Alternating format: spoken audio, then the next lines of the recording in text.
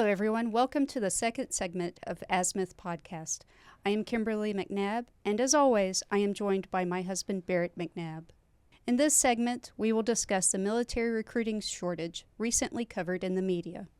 While two of the services, the Marine Corps and the Space Force, are projected to meet their recruiting goals, the other services are not. For instance, the Army is projected to miss out on its recruiting goal by over 15,000 recruits.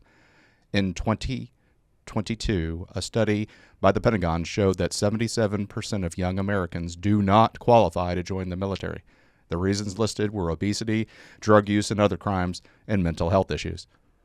But the shocking rate of people who do not qualify still does not fully explain as to why the military is failing to reach recruiting goals. For those who do qualify, many simply do not want to join. But why? Why are young people not wanting to defend our great nation? I have come up with 6 reasons. Number 1, young Americans are being taught from school and through culture to hate America. I mean, when you're constantly bombarded with the fact that America is so racist, so bigoted, so transphobic, why would you risk your life to fight for such a country? Yeah, that's a great question, Kimberly. One of my favorite all-time quotes is by a British political economist, John Stuart Mill, and he said, "War is an ugly thing, but not the ugliest of things. The decayed and degraded state of moral and patriotic feeling, which thinks that nothing is worth a war, is much worse. A man for which he has nothing which he is willing to fight, nothing which he cares more about than he does about his personal safety, is a miserable creature who has no chance of being free unless made and kept so by the exertions of better men than himself." I mean, it's a really a pointed question of why someone would want to join the military if they feel that the institution themselves are inherently racist. And it's really sad that the military has gotten that rap, as well as all of the systemic racism and institutional racism that is widely touted by a lot of the mainstream media. I mean, really, when you look at it, the military has been this bastion of hope, and the military has always had a really high esteem, especially ever since the Vietnam War. I mean, the Vietnam veterans were villainized when they came back from Vietnam, but really starting with Desert Storm, a lot of the patriotic, tying yellow ribbons around trees and parades, it really kind of changed the mindset of the military. So it's really weird to see this pendulum shift as it goes back to what we have going on. And I'm sad, but we need to find America's soul again and pride in our institutions.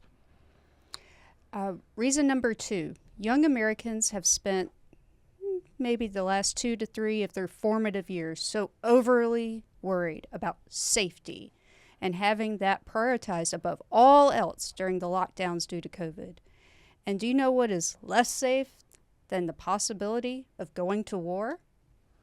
Well, a lot of times, when you look at safety and when you look at sharing a foxhole with somebody, it's never comes down to, whether, gosh, I hope the politicians got this right, or I'm fighting for the politicians, or I'm fighting for, the American flag. The answer usually always boils down to, I'm fighting for the guy that's next to me, and this is my battle buddy, and I'm going to fight to protect him. He's going to fight to protect me, and it's the safety issue. People really just need to understand that there are greater issues than themselves. If you think about it. Karl von Clausewitz, everybody calls him in the military Old Dead Carl. He has a book, and he talks about war is an extension of politics, fully realized. And so, it's it's an amazing thing that people have not understood, that having things that are greater than yourself is something that really needs to be looked at, and this nation is worth fighting for. And as a military veteran of multiple wars, I understand the threat and the loss that can happen, and but still, it's important to understand and keep our country strong and lead the world through strength. And having a fully equipped military is necessary for that. Well, reason number 3, I believe there are many misconceptions about the military. For instance, not everyone goes to fight. Not everyone is in the infantry or on the front lines. You have mechanics, you have air traffic controllers, cooks, even PR specialists, recruiters, and even accountants. Now, Barrett, can you give us some misconceptions that you've encountered throughout your military career? Yeah, one of the things, misconception, is that people in the military are stupid, and it's far from the truth. There are some extremely intelligent people that are in the military. One of the things when I was in ROTC, before I'd gotten commissioned, I was in the library, one of the few times I was in the library, but I was in the library, and there was a section of old manuals, or not manuals, but old transcripts of Senate hearings concerning the XM1 tank. And this was in the mid-'70s, and the XM1 later became the M1 Abrams main battle tank. And when it was the XM1 and they were talking, the Army was briefing the senators over all the things that the tank was going to be able to do, and that it was going to have laser rangefinders, it was going to be able to take in barometric pressure, the curvature of the earth, the humidity, obscuration with thermal imaging and things like that, in order to get first round lethality when firing the main gun round. The senators said, are the American 18-year-olds going to be smart enough to be able to handle the M1 tank? Or at the time, again, it was called the XM1 during the confirmation hearings. And but the senators asked that question. I think they should ask that of themselves. Yeah, no kidding. But yeah, they asked the question and said, look, are American youth going to be intelligent enough to be able to operate this vehicle? And Atari had already come out. This is in the 70s, so we haven't gotten Nintendo yet, but we're starting to see that they're the usage of video games is exponentially just helping, because a lot of this stuff it's like a video game, but still the misconception is that the people that join the military aren't smart enough. But you have people that are, again, they're air traffic controllers. They're having to calculate time of flight for artillery. And imagine a young company commander who is having an assault on an objective, and he has his calling in 155 artillery, which has a burst radius, and making sure that you're outside of the blast zone. And as you get closer to the objective, you shift that 155 artillery off, and you call in the battalion mortars. And then as you get closer, you come in and you use the company's 60 millimeter mortars, and you're determining what the risk estimated distance is of if your troops are going to get hurt. Then you have the surface danger areas, or the SDZs, for the machine guns, as you're doing beating fire and creating beating zones over the objective. And then you have a helicopter that is an Apache that's just outside line of sight, and is going to be firing 30 millimeter main gun rounds into the objective area. And then, oh, by the way, you have an F-16 that's orbiting 5 miles away that's going to come in and drop ordnance. So you have to time the flight of the artillery round as it's making its arc in the air. So turn that off so the aircraft can come in, drop their ordnance, and then turn the artillery back on, all while being shot at, and you're doing advanced trigonometry on the fly. So, I mean, it's, it's a lot of work. I mean, it's a lot of math, and you have to be able to do it composed. The people that are operating the radars, for the Patriot missile batteries and the THAAD, people that are nuclear engineers that are, making sure that the nuclear power plants inside aircraft carriers and submarines are operating. I mean, these are smart young men and women that are able to do this, and it's a shame that people think that soldiers, sailors, airmen, Marines, and Guardians are dumb. I mean, even Stephen King, the famed horror thriller novelist, said you need to make sure you study in school and be smart, or else you're going to have to go into the military. And now he retracted those comments after he was kind of slapped across the face over social media. But still, I mean, he said it. And John Kerry said something similar in the Congressional Liaison Office pulled all of their military staffers from him when he was a senator because he had made those comments. And so the DOD said, look, if you feel that way, then we're not going to staff your office with the military liaison officers. He didn't get them back until, I want to say it was 2010 or 2011 is when he finally got military staffers back over the comments that he had made.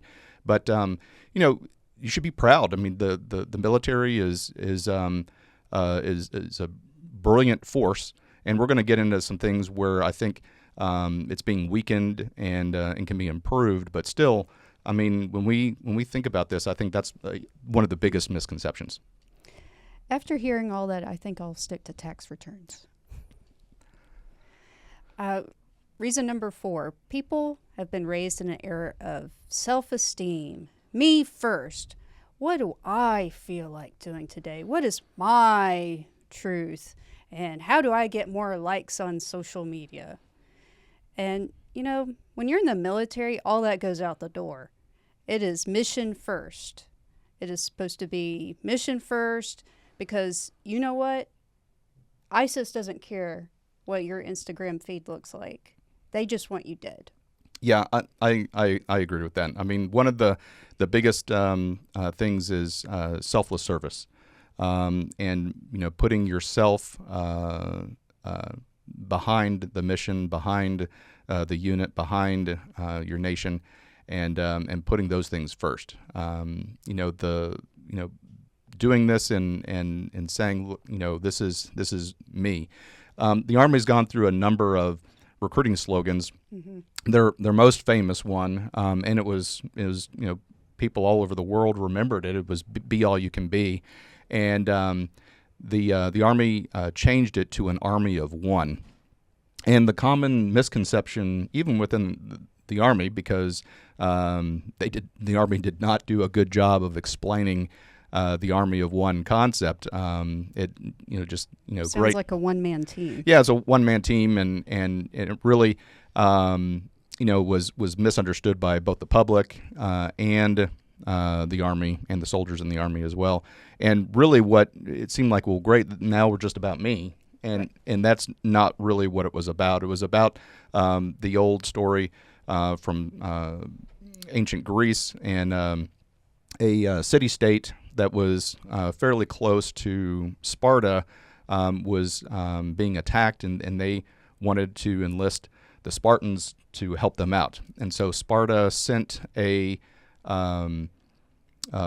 warrior to the city-state and started training them in the ways of Spartan warfare. And they said, well, great, we're so happy that you're here, but when are the Spartans going to be here? And, to help us. And he said, they'll be coming soon. And so he kept training, taking shields, slamming them against trees, and practicing with spears. Kept training. And then they said, look, this is really awesome, but when is the Spartan army going to be here? And the Spartan warrior said, they'll be coming soon. And just kept repeating all of the things. And then all of a sudden, it was the Spartan army was there. because he made them into Spartans. And so it wasn't that they needed to have 10,000 people from Sparta come and be their army. He trained them as an army of one to train them to be their own protectors. And so he created the Spartan army in that city-state. And that was a missed opportunity for the army to really explain why that is. But, the world is a dark place. And if you look around and watch the news, it's not going to go far before you come across an article where there's human trafficking, where there is drugs, where there's violence, where there's children being killed and abducted, where there obviously we have a full-on high-intensity conflict war in Ukraine. So the world is a really dark place. And you need to understand that if you're not cognizant of your place in the world, you're going to get lost and you're going to get swallowed up.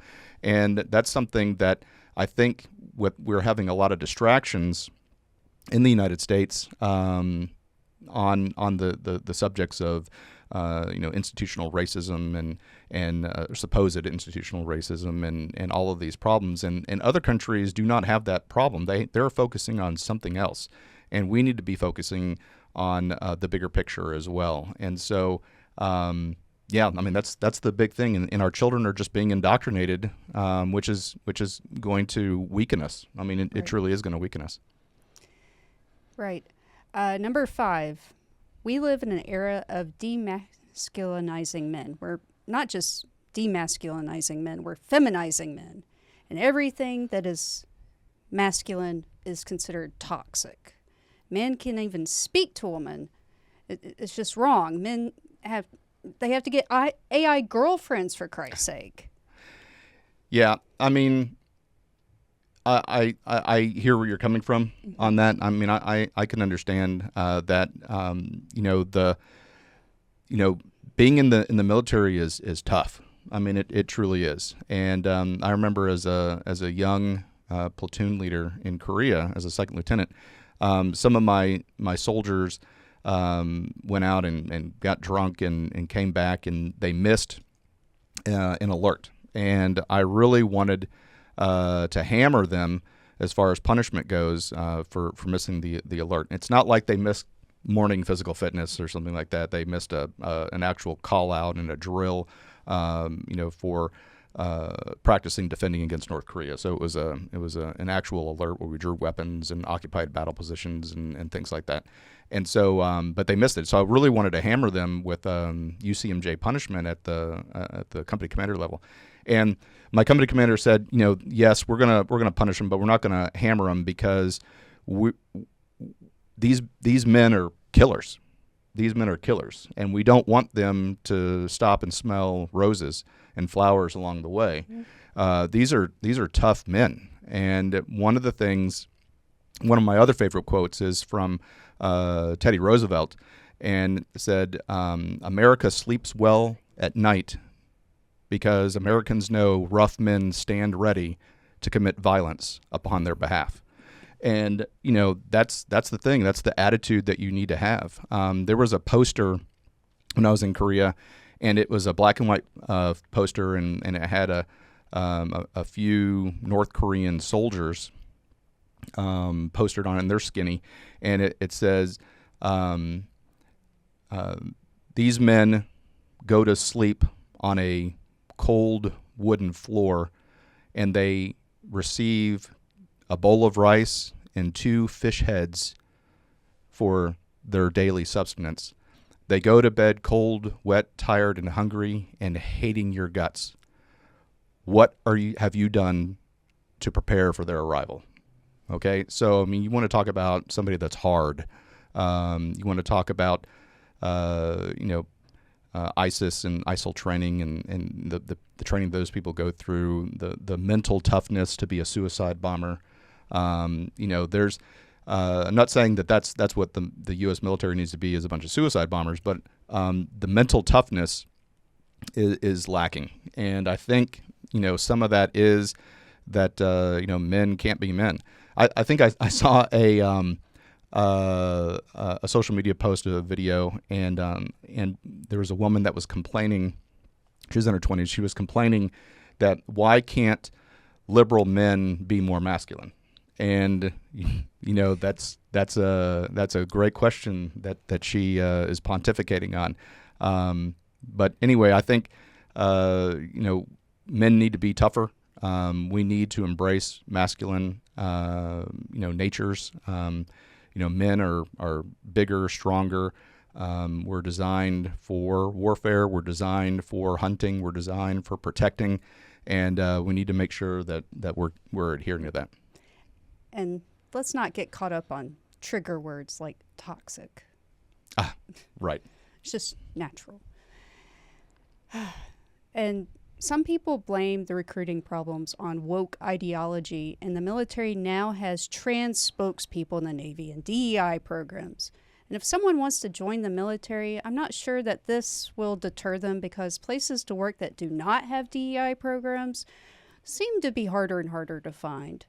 However, some people who want to join the military have relatives who served, and when those people who served hear about these DEI programs, they may discourage the young people from joining themselves. Yeah, it's a great conversation to have. I think in the news you're seeing that Republicans are saying that the part of the reason that that there's a lack of recruitment is because of woke policies in the military. And the Secretary of the Army, recently in a congressional hearing, Christine Wormuth, who's never served in the military, any branch. That's not a job requirement? It's not a job requirement, but she's been a career civil servant and has never served in any branch of the military. I'm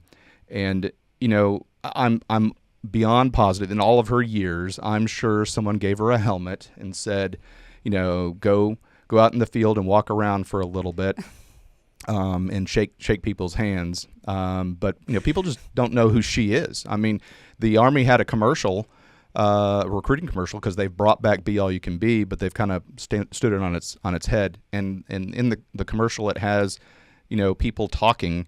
And, they have military uniforms on, including the Chief of Staff of the Army and the Command Sergeant Major of the Army, and has various officers enlisted and non-commissioned officers. But 2 or 3 times she pops up and has a sentence to read, and she's in civilian clothes and nothing. I mean, I'm beyond positive people are like, who's that? It would have been so much better if they had just had a little tagline,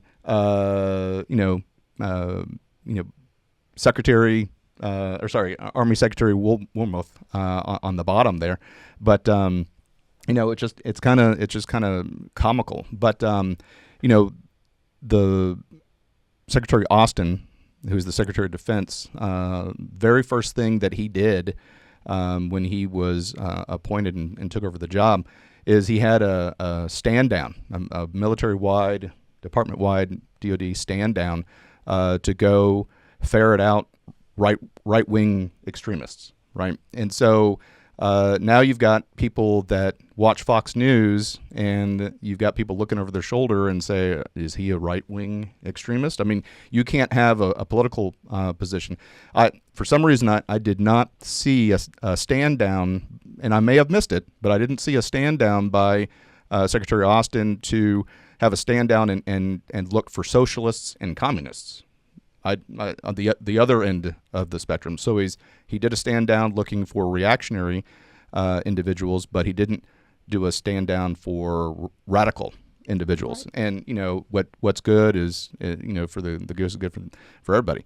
And the military has always been cognizant of people that have joined the military. I mean, there's people that join the military for nefarious reasons. So you've got gangs that want to receive military training, right. And so they'll have some of their gang members go into the military to be an infantryman and to learn tactics, techniques, and procedures, and then they do their 4-year enlistment and they come back and teach teach that to That's a scary thought. the other gang members. I mean, it does happen.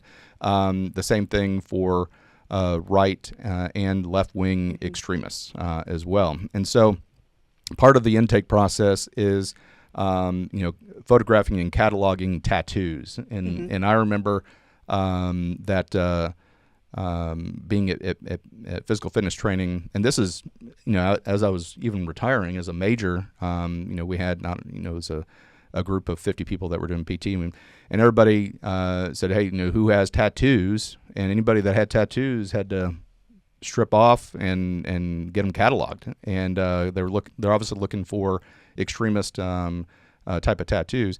But still, the Army already does that, and the military already does that. We have mandatory training that we have to do: sexual harassment, equal opportunity, things like that. But to do a safety stand down day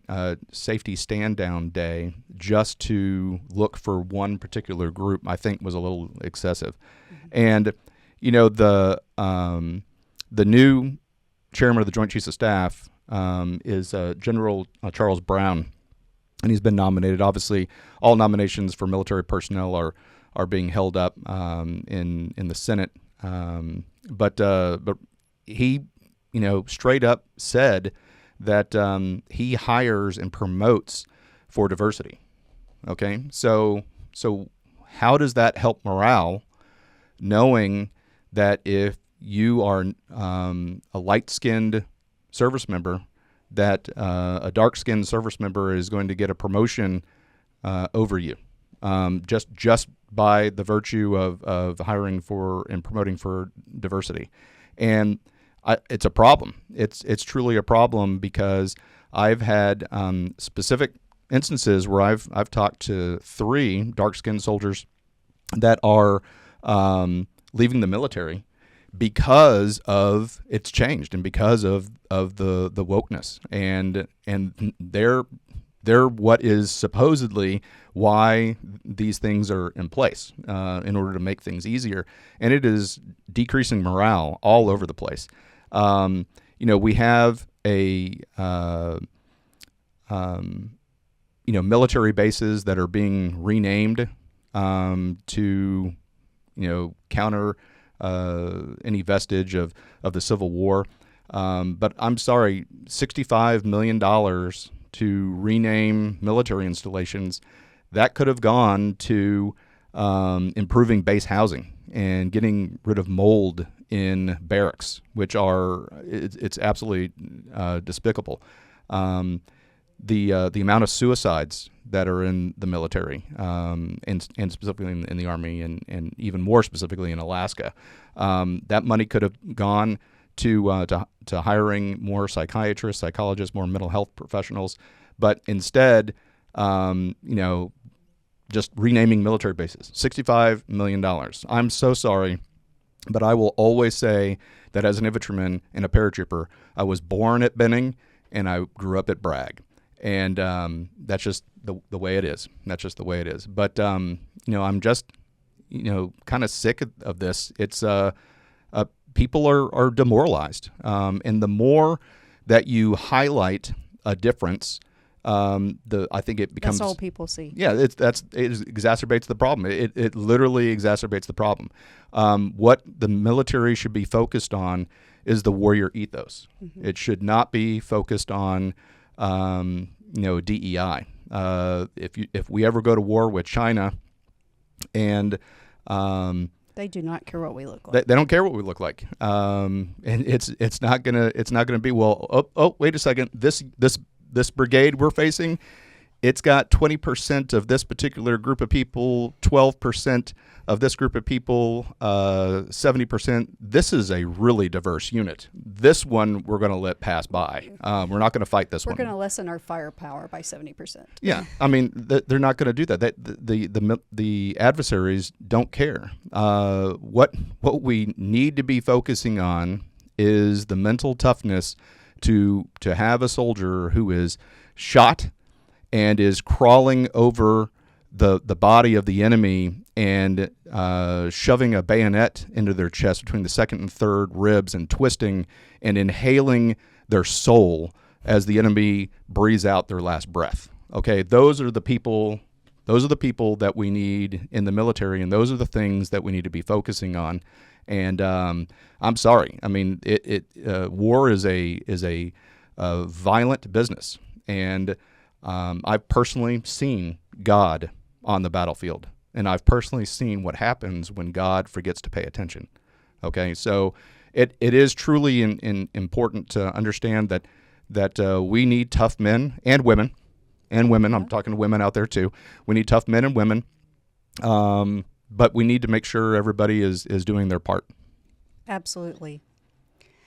And for the final reason I came up with is even if someone does qualify, loves America, and feels called to serve, how can someone stand up and do what is right when we live in a society in which we punish the bravest of brave? The bravest who should be celebrated, like Daniel Penny, who stood up for the safety of his fellow subway passengers in New York City. So, Barrett, you have often told me that in the Army, don't just bring up problems if you don't have solutions. Right. So, I've come up with some solutions. 1, the military needs to increase programs to help people get in shape to meet the standards. Yeah, I agree. I mean, the Army has started to do that over the past few months. They have, it's kind of been nicknamed Fat Camp, but we don't need to belittle that. But a lot of the youth today can't meet the height and weight standards, and so there's that, and then. So it helps them get into shape and to be able to. I don't know if they have to pass the physical fitness test by the end of it, but I think it gets them really close to passing the physical fitness test, which they'll practice more on. But I think there's a minimum standard in order to get into basic training, and then also. The ASVAB, a lot of people, the can't pass the ASVAB, which is the mental test to see where you are mathematics wise and sorting and so with our bad schools. Yeah, so I mean it's showing the bad schools have a lot of second and third order effects. So when we see studies that kids are not able to read at an 8th grade level or 9th grade level, there are lots of second and third order effects of that. That means that people have difficulty getting in the military because again, there's not a lot of dumb people in the military, and now there's a lot of people that do stupid things, and we've That's told everywhere. Yeah, we've told some of those stories, and we'll continue to tell some of those stories from my experience. But on the by and by, you need to have somebody that is smart and can handle all the electronics and the radios and GPS and computers and things like that. So having people get in shape, and then also having mental toughness and improving their mental. Now, something that I just recently read is that the Army is considering letting calculators be used in the ASVAB. And I really think that defeats the purpose. I think lowering the standard is not the way to go. You're on the battlefield. Hold on, my battery and my calculator's dead. Yeah. So I mean I think that is not the way to go. I think having programs where they get additional education is much better than giving a calculator and lowering the standard. Getting people to the standard is ideal, and obviously you want people to exceed the standard. You don't ever want anybody that just does the bare minimum, but the bare minimum is there for a reason, because we need people to be able to shoot, move, and communicate, and all of those things. So I think lowering the standard and having the calculators, bad call. Absolutely. Solution number 2, I think in some instances we could reconsider medical exclusions. I saw an article that said needing an inhaler can get one excluded. I mean, we know tons of people that need an inhaler, and if you're an accountant behind the desk or a mechanic, I think that's okay. But if you're on the front lines, then yes, absolutely, you should not need an inhaler. Yeah. What do you think about that? So I'm gonna disagree with you on this one, and that's okay. We can disagree. The reason that the behind the desk thing, everybody needs to be deployable. Everybody truly needs to be deployable because push comes to shove, everybody's a soldier first, everybody's a Marine first, or the Marines say everybody's a rifleman. That's there, and so everybody needs to be able to fight. If you're on a supply convoy and your convoy gets attacked, you need to be able to return fire effectively. You need to be able to, again, the physical fitness standards don't change whether you're an infantryman or a member of the band or a cook. You still have tasks that you need to do. A 12-mile foot march once a quarter with a 35-pound ruck. You have to, I think it's once or twice a year, you have to do the nuclear, biological, chemical training or subburn training, where you go and test your gas mask and get CS gassed. I think either 1 or 2 times a year. There's a lot of minimum standards that everybody need to qualify with your weapon. Whether it's a pistol or a rifle. But having these minimum standards so that everybody is deployable. And so the inhaler, if you have I'm some talking minor things. Sure. Any... Yeah, but like asthma, needing an inhaler, if you can't get the medicine for deployed, you could have a problem. But I get some of your point on I'm getting hung up on the inhaler, but there's some things that just can't be excluded. So for instance, when I was a cadet in ROTC, there was the opposite problem of what we have now. And I was going through advanced summer field training, which is up at Fort Lewis, Washington, and they had too many cadets. There was going to be 2,500 too many second lieutenants. The Army had looks at what the force needs, 5-10 years out to shape the force. And this is in 1997, so Desert Storm had happened in 91. And so the Army cut a number of divisions from the military. They went down to 10 divisions. And so there were too many cadets. And so they said, look, they had got all the cadets in a auditorium, and they said, look, we need 700 of you, or 20, I think it's 2,500 of you to leave and not get commissioned. Do we have any volunteers? And everybody kind of looked around and was like, I'm not gonna I'm not gonna volunteer to do that. Yeah, not it. And so then they spiced it up a little bit, and they said, okay, check it out. If you volunteer to not get a commission, your scholarship, it's on us.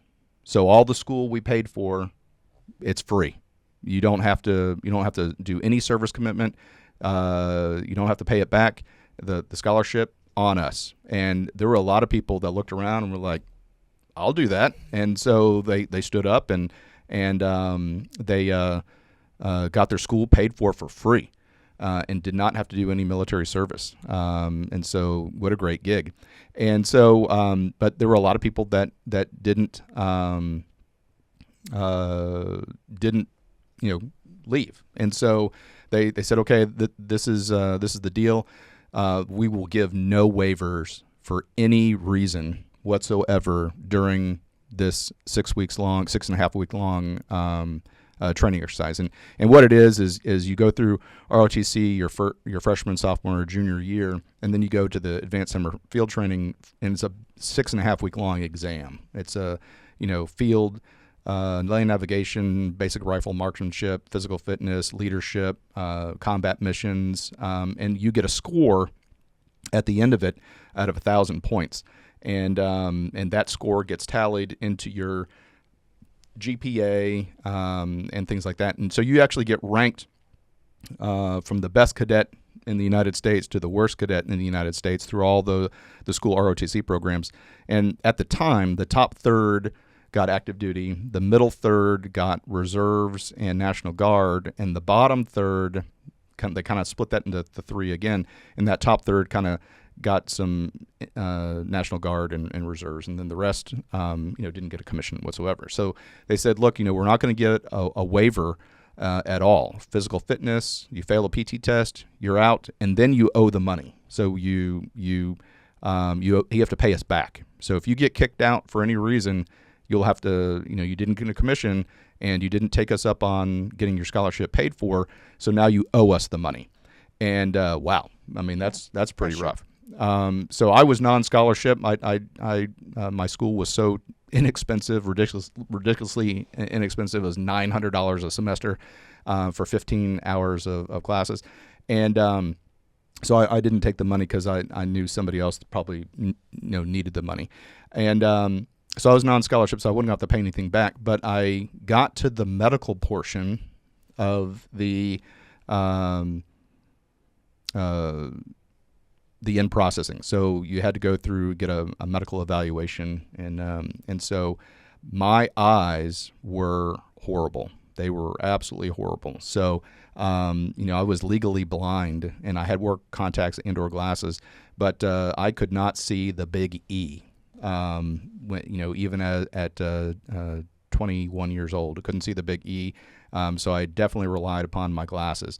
Now, I had already been to airborne school and air assault school. So the Army had invested a significant sum of money into me as a cadet already, and I failed the eye exam. And so I had to go see a specialist, and the specialist, medical doctor, said, look, we're not giving any waivers. There's no waivers for anything. And I pleaded my case, and I said, I understand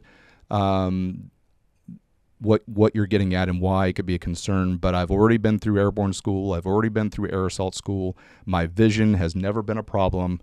I want to be an infantry officer. I carry multiple pairs of glasses. Teddy Roosevelt did the same thing. I think he carried like 20 pairs of glasses all over his body in case he broke a pair. He could. Yeah, when you retired, you had like 6 pairs. Yeah, I had 6 pairs of glasses. So I carried glasses all over my body. And our children broke every single pair. They did. They sure did. But so anyway, she wrote me a permanent waiver for my vision. And it's in my medical records, and it shouldn't have happened. So there is an instance where I can get on board with you that I got it if I'd not been. Yeah, I'm talking minor stuff. Well, yeah, I mean, the vision is. I personally think it's minor. I mean, everybody can wear glasses, and oh, by the way, this is before everybody was getting LASIK and stuff like that. So, but still, I got a permanent waiver, and so if there is that kind of problem, then I can get on board with that. I can. All right. Number 3, in schools, we need to stop teaching everyone to hate America. Teach civics, put some patriotism back in the classrooms. Yeah, I completely agree. I'm going to expand upon that a little bit, and I think in the home as well. Absolutely. I think in the home. Our 4- and 6-year-old, they know how to say the Pledge of Allegiance. Yep. I'm very, very proud of my wife. She has them recite the Pledge of Allegiance every single day, and they pray before they go to bed. And I think it's important. It's important to have pride in yourself and pride in your nation. And there is a difference. There's a difference between the mortal sin of pride, well, absolutely, and not having being ashamed, not being ashamed of your country. So I'm not talking about the mortal sin. I'm talking about being proud of being an American and being proud of all of the great and wonderful things that the United States has done and is going to do. Now, are there some dark times in the United States? Yes, there were, and there's no excuse for it. But the thing is you cannot always look back and say that is the biggest problem. You have to look forward. You have to have pride in yourself. It needs, as you said, needs to be in the schools, but it needs to be at home as well. Absolutely. Solution number 4. We should put more junior ROTC programs in schools. I read online that there are some 3,000 junior ROTC programs, and allowing military service members to come to schools to inform students and clear up any misconceptions that students may have. And they would really educate young people about the military, because not everyone's familiar what the military is really like. Yeah, I agree. And I do know that it was a Supreme Court case, and it was ruled, but there's a federal law that all the military recruiters have access to public schools. Okay. So a public school system is not allowed to turn away a recruiter. Okay. Now, again, it's like during career fairs and college fairs and stuff like that. I mean, I'm not talking about a recruiter coming in and sitting down next to you in your physics class. It's like when you have college day and things like that. You know, having the military set up a booth. It's a federal law that has to be allowed for public schools. So private schools, they're not receiving federal funding, and so they're kind of immune to that. But really the junior ROTC program, similar to the Boy Scouts, similar to the Boy Scouts and the Girl Scouts, teaches you how to be a great American. How to be a great American and how to have pride in yourself, have military bearing, being able to work together as a team, being able to, be a good contributor to society. And, it's important. Not everybody that goes through JROTC goes into ROTC. And there's no obligation. Yeah, there's no obligation. But it does teach you how to be a really good American, and I highly recommend it. And solution number 5, we as a society need to make men men again.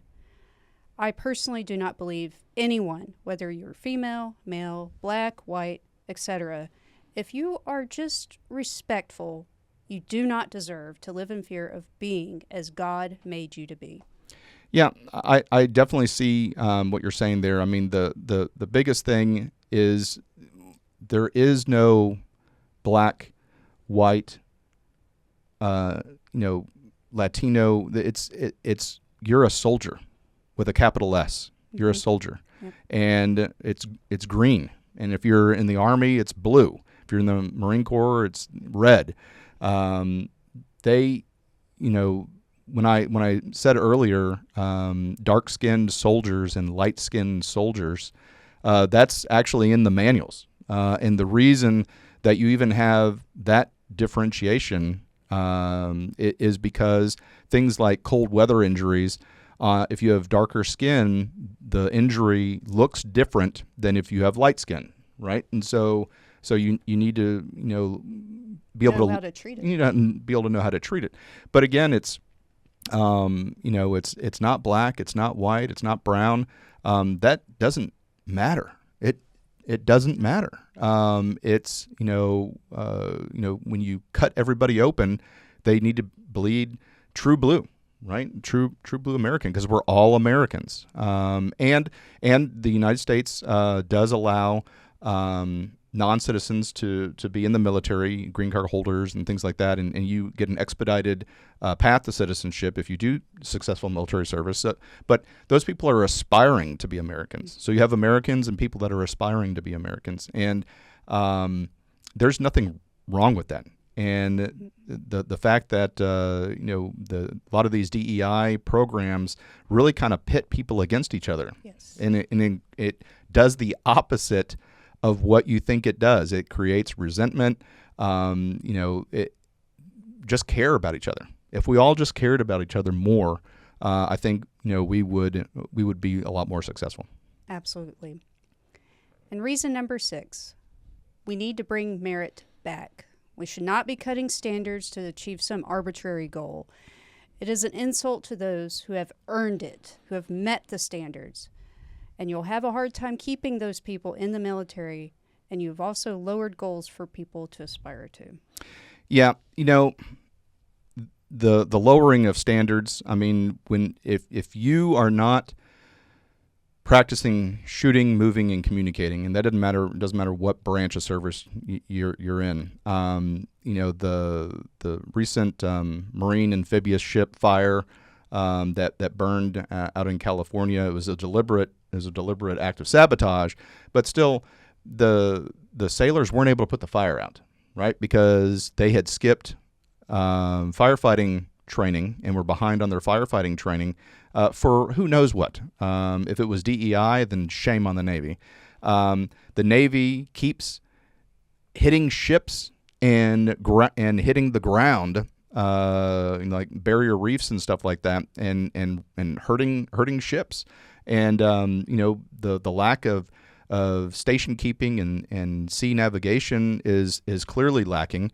And I'm not just going to pick on the Navy. The Army has, they've come up with their new physical fitness test, and not enough women were passing it. And so Congress went back to the Army and said, hey, you got to change the standards so that more women can pass. I would be mad if I worked my butt off to meet the standard and then someone who's doing half as much gets to do the same stuff I get to do. Yeah, it's absolutely just inconceivable. I mean, the in the Air Force, the Chief Master Sergeant of the Air Force, Joanne Bass, has said that the lack of standards in the Air Force is really raising an alarm. And Russia and China, laughing. They're laughing, and she said specifically, second best won't cut it.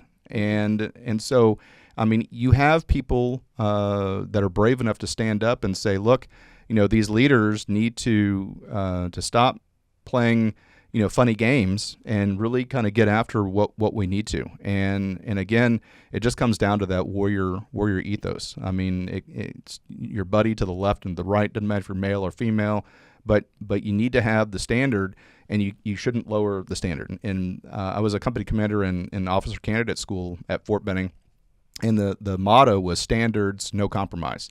And that's the thing, is you can exceed the standard all you want, but you need to have the standard, and lowering it in order to get a larger group of people to be able to cover the task it's not gonna cut it. Nope. Solution number 7. Military bases and infrastructure are in desperate need of repair. Military members are frustrated with infrastructure and housing on bases. This lowers morale, and they tell their friends and family, and this can further discourage those who may possibly want to join. Yeah, I mean, I talked about the $65 million, how it could have been spent, in a better way. But I'll just say it again. I mean, changing the names of bases versus getting rid of mold in the barracks, which is a health hazard. And our soldiers deserve better. Yeah, they deserve better. They absolutely deserve better. And whenever a news story like this breaks, it's always like, oh, we're going to take care of this. Get ahead of the problem. Do inspections. Fix the stuff. And just get it done. Morale. One of the big things that's happened is looking at the instances of sexual assault in the military, and it's on the rise. And I don't know if it's on the rise because victims or survivors are reporting it more, which is a good thing. It's a good thing. But one of the biggest things that I think, for women is they have taken the UCMJ authority away from commanders, and they've given it to the Judge Advocate General and the special investigators that just do sexual assault.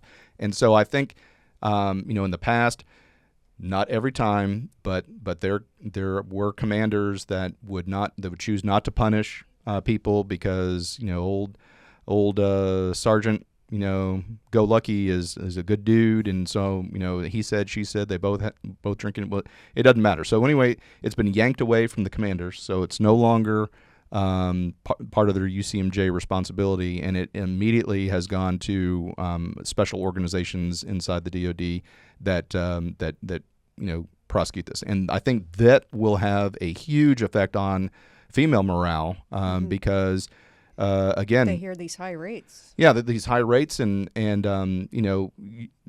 we're all battle buddies, and so we need to make sure that we're not going to hurt each other because we're all on the same team. We need to make sure that we fight and communicate together, and we have each other's back. Now, Barrett, do you think we should ever go back to the draft? That's a great question. I mean, when the last time we had a draft was during the Vietnam War, and it was then we transitioned to the all volunteer force. It would have to be a catastrophic event, I think. Many of you know, if you're a male, when you turn 18, you need to register for the selective service, and so we do have the roster of people that have registered. Now, one of the things that have gone back and forth through Congress was, should females also be required to register for the selective service? And it was struck down, so there is no requirement for that. But still, it's really kind of a break glass in case of emergency. I couldn't see it happen if it was, another world war with Russia and China. I'm a retired Army officer, and so my DD 214 says, the first line says, subject to active duty recall by the Secretary of the Army indefinitely. So I could get recalled back into military service. I really don't think that having the draft come back is a good thing. Again, it's truly would be break glass in case of emergency. Well, that concludes this segment, and please stay tuned after these messages. Hi, everyone. Thank you for listening. If you enjoy our show with all the stories we share, we would love your support. And it's as easy as clicking that subscribe or follow button. This will ensure you never miss an episode and keeps us bringing you these important stories. Your support makes a huge difference. Thank you so much for being part of our podcast family. Thanks, and keep tuning in.